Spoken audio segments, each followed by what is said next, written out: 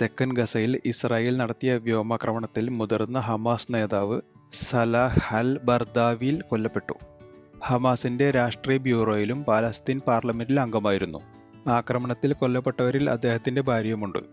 കഴിഞ്ഞ ദിവസം Hamas military intelligence chief Osama തബാഷും ഇതുപോലെ കൊല്ലപ്പെട്ടിരുന്നു. ഹമാസിലെ ആരോഗ്യ മന്ത്രാലയത്തിന്റെ ഏറ്റവും പുതിയ കണക്കനുസരിച്ച് യുദ്ധത്തിൽ ആകെ മരിച്ചവരുടെ എണ്ണം ഇതോടെ 50,000 കടന്നു.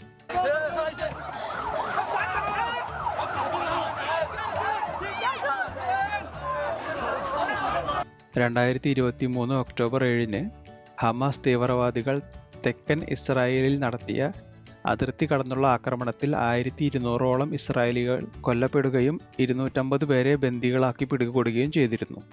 ഇതിൻ്റെ തിരിച്ചടിയെന്നോണമാണ് ഇസ്രായേൽ പ്രസിഡന്റ് ബെഞ്ചമിൻ നെതന്യാഹുവിൻ്റെ നേതൃത്വത്തിൽ ഇസ്രായേൽ ഹമാസിനെതിരെ യുദ്ധം ആരംഭിച്ചത്. ഇപ്പോഴും തുടർന്നുകൊണ്ടിരിക്കുന്ന ഈ യുദ്ധത്തിലാണ് ഇതുവരെ 50,000-ലധികം പലസ്തീനികൾ കൊല്ലപ്പെട്ടെന്ന കണക്ക് വന്നത്. ഈ പ്രദേശത്തുണ്ടായിരുന്ന 23 ലക്ഷം ജനങ്ങളിൽ ഏതാണ്ട് 2%-ലധികം പേർ വരും ഇത്. അതായത് 50-ൽ ഒരാൾ എന്ന കണക്കിൽ കൊല്ലപ്പെട്ടു. ഏകദേശം 1,15,000 പേർക്ക് ഗുരുതരമായോ ഭാഗികമായോ പരിക്കേൽക്കുകയും ചെയ്തു. ഗസയിലെ ആരോഗ്യ മന്ത്രാലയത്തിൻ്റെ കണക്കുകളാണിത്. ഇതിൽ ഭൂരിഭാഗവും ഏകദേശം 70%-ഓളം സ്ത്രീകളും കുട്ടികളുമാണ്. എന്നാൽ ഈ കണക്കുകളെ ഇസ്രായേൽ ഇതുവരെ അംഗീകരിച്ചിട്ടില്ല. നിലവിൽ ഇസ്രായേൽ നടത്തുന്നത് 3 യുദ്ധങ്ങളാണ്. ഹമാസിനെതിരെയും ലെബനനിലെ ഹിസ്ബുള്ളക്കെതിരെയും യമനിലെ ഹൂതികൾക്കെതിരെയുമാണത്.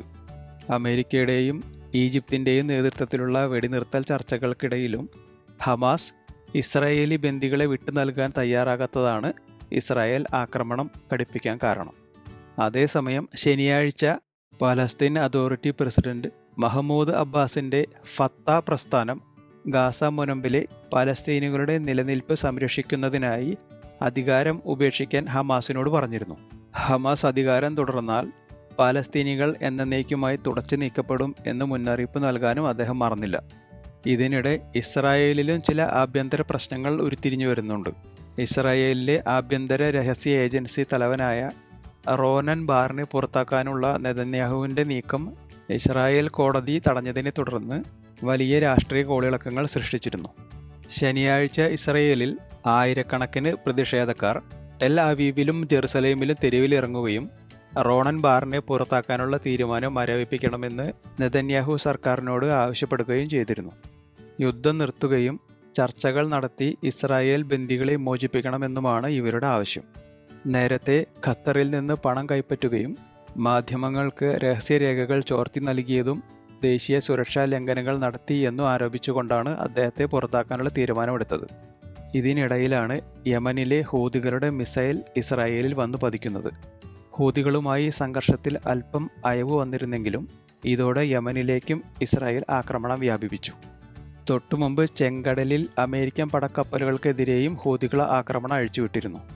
ഈ മിസൈൽ ആക്രമണത്തോടെ അവിടം തുടച്ചു നീക്കാനുള്ള നിർദ്ദേശം നെതന്യാഹു തൻ്റെ സൈന്യത്തിന് നൽകുകയും ചെയ്തു. എന്നാൽ ലെബനനിലെ കാര്യങ്ങളും വ്യത്യസ്തമല്ല. കഴിഞ്ഞ നവംബറിൽ ഹിസ്ബുള്ളയും ഇസ്രായേലും 13 മാസത്തെ സംഘർഷങ്ങൾക്കൊടുവിൽ വെടിനിർത്തൽ കരാർ ഉണ്ടാക്കിയിരുന്നെങ്കിലും കഴിഞ്ഞ ദിവസം ലെബനനിൽ നിന്നും ഇസ്രായേലിന് നേരെ റോക്കറ്റ് ആക്രമണങ്ങൾ നടത്തിയിരുന്നു. ഇതോടെയാണ് ഇസ്രായേൽ ഹിസ്ബുള്ളയെ വേരോടെ തുരത്തുന്നതിലുള്ള കനത്ത ആക്രമണങ്ങൾ വീണ്ടും തുടങ്ങിയത്.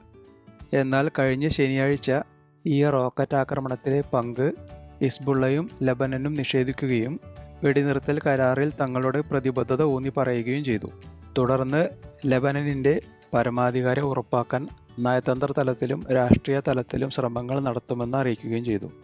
എന്നാൽ ചെങ്കടലിലെ അമേരിക്കൻ പടക്കപ്പലുകൾക്ക് നേരെയുള്ള ആക്രമണത്തിന് ശേഷം ചർച്ചകളിൽ നിന്ന് അമേരിക്ക പിന്മാറുക കൂടി ചെയ്തതോടെ 3 ശത്രുക്കളെയും എന്നേക്കുമായി ഭൂമിയിൽ നിന്നും തുടച്ചു നീക്കാനുള്ള തീരുമാനത്തിലാണ് ഇസ്രായേലും നെതന്യാഹുവും ഇപ്പോൾ നീങ്ങുന്നത്.